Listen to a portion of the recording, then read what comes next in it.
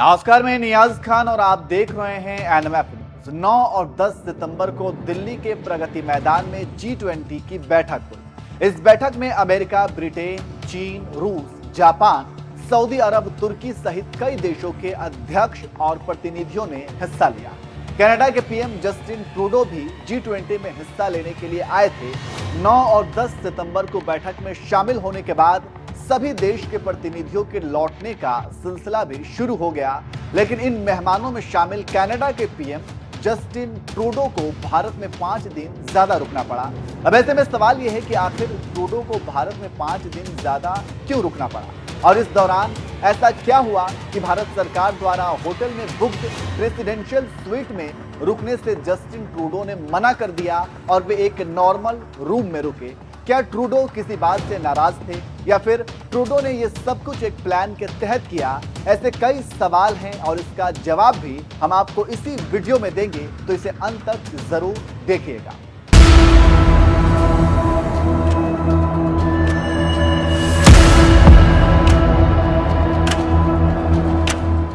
आपको पता है कि फिलहाल कनाडा और भारत के बीच रिश्तों में कैसी खटास आई है और इसकी वजह है खालिस्तानी आतंकी हरदीप सिंह निज्जर की हत्या, जिसे कनाडा के पीएम कनाडाई नागरिक बताकर उसके पक्ष में उतर आए हैं और उसकी हत्या का आरोप भारत पर ही मढ़ दिया है। हालांकि राजनीतिक पंडितों को पता है कि ये सब कुछ ट्रूडो वोट पाने के लिए कर रहे हैं, क्योंकि खालिस्तानियों का एक बड़ा हिस्सा कनाडा में है और वहीं से भारत के खिलाफ जहर उगलते रहते हैं और इन सब गतिविधियों को कनाडा अभिव्यक्ति की आजादी का नाम देता है। खैर, इस बारे में हम आपको तफसील से बताएंगे, लेकिन उससे पहले आपको ट्रूडो के ड्रामा के बारे में बता देते हैं कि जब वे भारत आए थे तो क्या हुआ था।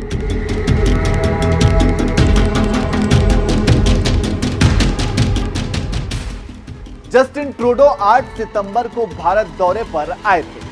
10 सितंबर को उनकी कनाडा वापसी थी, लेकिन उनका विमान खराब होने की वजह से ट्रूडो को 2 दिन और भारत में रुकना पड़ा।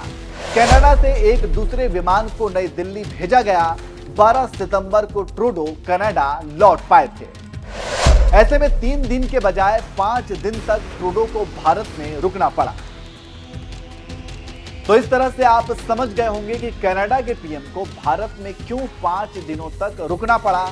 लेकिन इस दौरान जो ड्रामा हुआ, अब उसके बारे में भी आपको बता देते हैं। दरअसल हुआ कुछ यूं कि भारत सरकार के मेहमान होने की वजह से ट्रूडो को प्रेसिडेंशियल स्वीट अलॉट किया गया था, लेकिन उन्होंने वो स्वीट में ठहरने से ही साफ इनकार कर दिया।